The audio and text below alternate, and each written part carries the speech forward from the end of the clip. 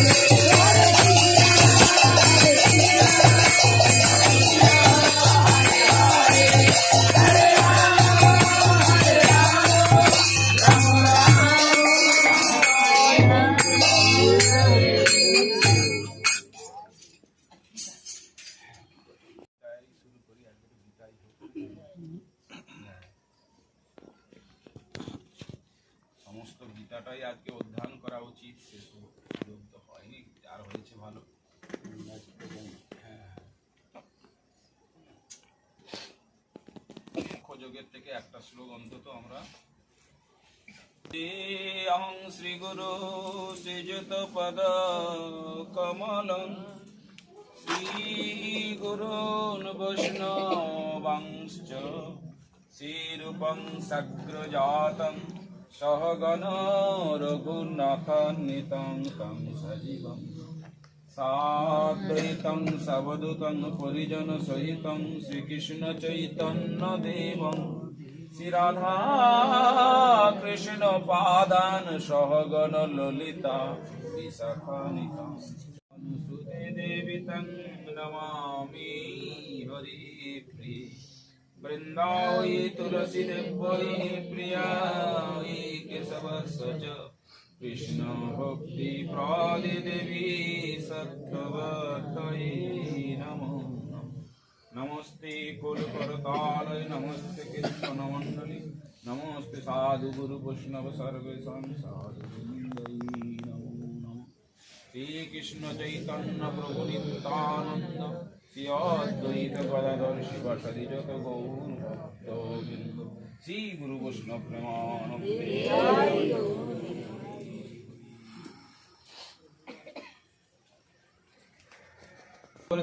ভগবতীমষ্টদশোধ্যায়িনীं অম্ব তমনুসন্দদামি ভগবদ্গীতে ভগবদ্দেশিনীं নমস্তুতে ব্যাস বিশাল বুদ্ধি পুল্লারবিন্দয়ে পত্রনেত্র येन तया भारततैलपूर्ण प्रज्वलित ज्ञानमय प्रदीप प्रपन्न पारिजातय तत्र वैत्रैकपाणय ज्ञानमुद्राय कृष्णाय गीतामृतध्यै वासुदेवाय नमो भगवते वासुदेवाय ओम नमो भगवते वासुदेवाय। जय जय श्रीमद् भगवद गीता जय।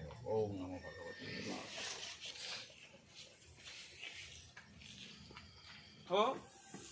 যে বুদ্ধি দ্বারা প্রবৃত্তি ও নিবৃত্তি, কর্তব্য ও অকর্তব্য, ভয় ও অভয়, বন্ধন এবং মোক্ষকে যথার্থ রূপে জানা যায় তাকে বলা হচ্ছে সাত্ত্বিকী বুদ্ধি।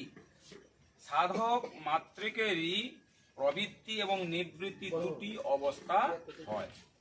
যখন তিনি সংসারের কাজকর্ম করেন তখন সেটি হলো প্রবৃত্তি অবস্থা। আবার যখন সংসারের কাজকর্ম ছেড়ে দিয়ে তিনি একান্তে ধ্যান বা ভজন করেন সেটি হলো তার নিবৃত্তি অবস্থা। ঠিক আছে, কিন্তু এই দুটির মধ্যে জাগতিক কামনাযুক্ত যে প্রবৃত্তি বা বাসনাযুক্ত নিবৃত্তি, এই দুটি অবস্থায় প্রবৃত্তি অর্থাৎ জগতে প্রবৃত্তিকারী অর্থাৎ জাগতিক কামনা রহিত প্রবৃত্তি এবং বাসনা রহিত নিবৃত্তি, এই দুটি অবস্থায় নিবৃত্তি অর্থাৎ পরমাত্মার অভিমুখে নিয়ে যায়। তাই সাধক যেন সজাগ থেকে কামনা বাসনা রহিত প্রবৃত্তি এবং নিবৃত্তিকে গ্রহণ করেন। বাস্তবে গভীরভাবে দেখলে বোঝা যায় যে কামনা বাসনা রহিত প্রবৃত্তি ও নিবৃত্তি যদি নিজের সুখ আরামের জন্য করা হয় তাহলে এই দুইটি প্রবৃত্তি হয়ে যায়, কারণ এই দুটি হলো বন্ধনকারী, অর্থাৎ এর দ্বারা নিজ ব্যক্তিত্ব দূর হয় না। কিন্তু এই প্রবৃত্তি নিবৃত্তি যদি কামনা বাসনা রহিত হয়ে যায় বা অপরের সুখ আরাম এবং হিতের উদ্দেশ্যে যদি সে কাজ করে তাহলে দুটি তার নিবৃত্তি মার্গে চলে যায়। এইগুলিতে তখন নিজ ব্যক্তিত্ব ভাব আর থাকে না। এই ব্যক্তিত্ব বা অহং ভাব কখনো থাকে না যখন প্রবৃত্তি এবং নিবৃত্তি যার প্রকাশিত হয়, যিনি প্রবৃত্তি বা নিবৃত্তি রহিত সেই প্রকাশকের অর্থাৎ তত্ত্ব প্রাপ্তির উদ্দেশ্যেই প্রবৃত্তি নিবৃত্তি করা হয়। প্রাণী মাত্রের সেবার জন্য যেন প্রবৃত্তি করা হয় সেইরূপ নিবৃত্তিও যেন করা হয় পরম বিশ্রাম বা স্বরূপ স্থিতির জন্য। অধীনতায় শুধু এইটুকু পার্থক্য যে বস্তুর অভাবে নিজেকে অধীন মনে হয়, মন খারাপ লাগে, আর বস্তু লাভ হলে অধীনতাকে অধীনতা বলে আর মনে হয় না। কারণ মানুষ সেই সময় অন্ধ হয়ে যায়। কিন্তু দুটি অধীনতা, অধীনতাই হলো বন্ধন, অভাবের অধীনতা হলো প্রকট বিষ, বিষ, আর পাওয়ার পর যে অধীনতা তা হলো মিষ্ট প্রলেপযুক্ত গুপ্ত বিষ। এই দুটি কিন্তু বিষ তো জীবন নাশকারী হয়।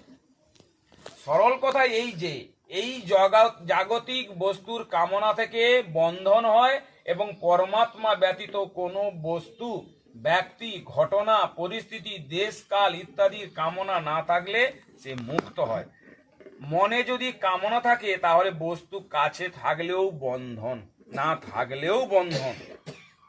যদি মনে কামনা না থাকে তাহলে বস্তু কাছে থাকলেও মুক্তি, না থাকলেও মুক্তি। এইরূপ যিনি প্রবৃত্তি, নিবৃত্তি, কার্য, অকার্য, ভয় এবং বন্ধন, মোক্ষের প্রকৃত তত্ত্ব জানেন তাকেই বলা হয় সাত্ত্বিকী বুদ্ধি। এদের প্রকৃত তত্ত্ব জানা কাকে বলে?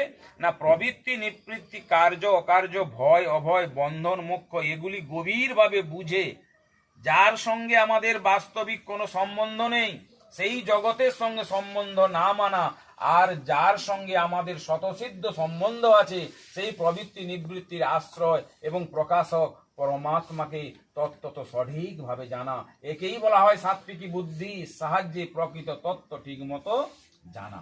প্রবৃত্তি, নিবৃত্তি, কর্তব্য, আমাদের অকর্তব্য, ভয়, অভয়, বন্ধন, মোক্ষ এগুলি জানার অর্থ জগৎ সংসার থেকে সম্পর্ক ছিন্ন করা। যদি জগৎ সংসার থেকে সম্পর্ক আমাদের ছিন্ন না হয় তাহলে সে জানা প্রকৃত জানা হয় না, তা শুধু শেখা মাত্র। গীতার সাত্ত্বিক গুণ বা গুণাতীত করে জগৎ সংসার থেকে সম্পর্ক রহিত করে, তাই এতে বন্ধন এবং মোক্ষ পর্যন্ত বিচার হয়। বন্ধন মোক্ষং চ যা ব্যক্তি সাত্ত্বিকী বিবেকী তত্ত্বজ্ঞানে পরিণত হয়, বিবেকবান এই বুদ্ধি লাভ করে যে ব্রহ্মলোকে প্রাপ্তি পর্যন্ত সবই হলো বন্ধন। জয়া ধর্ম, যে অপরকে দুঃখ প্রদান করা হলো অধর্ম। আসলে ধর্ম তাকেই বলে যা জীবের কল্যাণ করে, আর অধর্ম হলো যা জীবকে আবদ্ধ করে। আশ্রম, দেশ, কাল, লোকমর্যাদা, পরিস্থিতি অনুসারে যে কর্ম করার নির্দেশ করা হয়ে আছে সেগুলিকে বলা হলো কর্তব্য। প্রাপ্ত কর্তব্য না করা এবং করার উপযুক্ত কর্ম না করাকে বলা হয় অকর্তব্য। যেমন ভিক্ষা চাওয়া, যজ্ঞ, বিবাহ ইত্যাদি সম্পন্ন করানো, তার জন্য দান দক্ষিণা গ্রহণ এগুলি ব্রাহ্মণদের কর্তব্য হলেও ক্ষত্রিয়, বৈশ্য, শূদ্রের কাছে অকর্তব্য। এই রূপে শাস্ত্রে যে যে বর্ণ আশ্রমের জন্য যে যে কর্ম বলা হয়েছে সেগুলি সব তাদের জন্য কর্তব্য, আর যাদের জন্য সেগুলি বারণ করা হয়েছে তাদের সেগুলি অকর্তব্য। শাস্ত্রে যেটা নির্দেশ করে দেওয়া হয়েছে সে সেইভাবে কর্ম করে যাবে।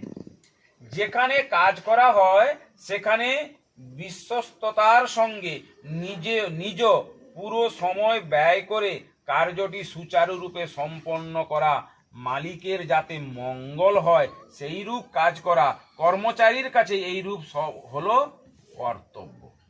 নিজ স্বার্থ সুখ আরামের জন্য পুরো সময় কাজ না করা, তৎপরতার সঙ্গে কাজ না করা, বা সামান্য উপরি মানে ঘুষ টাকার নেওয়ার জন্য মালিকের ক্ষতি করা, এসব হলো কর্মচারীদের অকর্তব্য।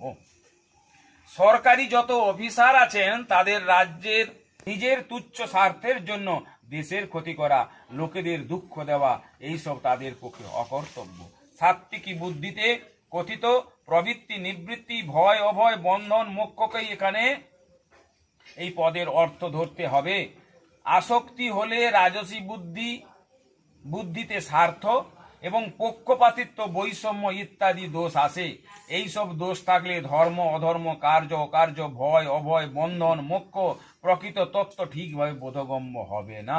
অতএব কোনো বর্ণ আশ্রমের জন্য কোনো পরিস্থিতিতে কাকে ধর্ম বলা হয়, কাকে অধর্ম বলা হয়, এই ধর্ম কোন বর্ণ আশ্রমের জন্য কর্তব্য হয়ে থাকে, আর কাদের কাছে অকর্তব্য, কিসে ভয় হয়, কিসে অভয় হয়, এগুলি বুদ্ধির দ্বারা ঠিক মতো জানা যায় না, তাকে বলা হয় রাজসী বুদ্ধি। যে বুদ্ধির দ্বারা এগুলো মানুষ বুঝতে পারে না। যখন সাংসারিক বস্তু, ব্যক্তি, ঘটনা, পরিস্থিতি, পদার্থ ইত্যাদিতে আসক্তি হয়, তখন এই আসক্তি অপরের প্রতি দ্বেষ উৎপন্নকারী হয়ে যায়। তখন যার প্রতি আসক্তি হয় তার দোষগুলিতে এবং যার প্রতি বিদ্বেষ হয় তার গুণের প্রতি মানুষের দৃষ্টি যায় না। আসক্তি এবং বিদ্বেষ এই দুটির দ্বারাই সংসারের সঙ্গে সম্পর্ক স্থাপিত হয়। সংসারের সঙ্গে সম্পর্ক স্থাপন করলে মানুষ সংসারকে জানতে পারে না। তেমনি পরমাত্মা হতে পৃথক থাকলেও মানুষ পরমাত্মাকে জানতে সক্ষম হবে না।